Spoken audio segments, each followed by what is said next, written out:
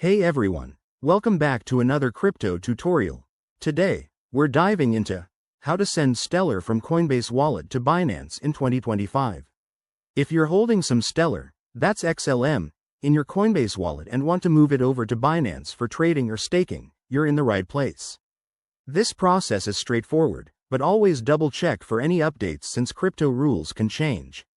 Let's get started. First things first, make sure you have accounts set up on both Coinbase and Binance. You'll need some XLM in your Coinbase wallet and your Binance account should be verified. It's a quick step if you haven't done it yet. Why do this? Binance often has lower fees and more trading pairs, so transferring can save you money and open up opportunities. Step 1.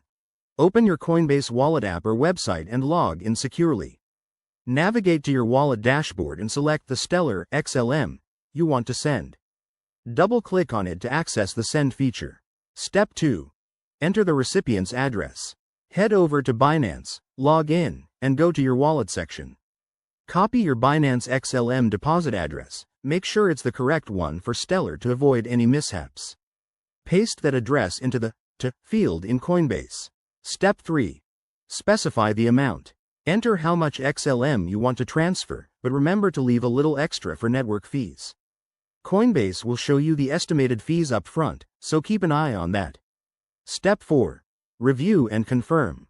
Double-check everything: the address, amount, and fees. Once you're good, hit send. You'll get a confirmation notification, and the transaction should process in a few minutes, depending on network congestion. A quick tip for 2025. With potential updates to blockchain tech, always use the latest app versions and enable two-factor authentication for security. If you run into issues, like a stuck transaction, check blockchain explorers like Stellar's official site. There you have it. That's how you send Stellar from Coinbase to Binance. If this helped, give it a thumbs up and subscribe for more crypto guides. Drop your questions in the comments below. Thanks for watching, and see you next time.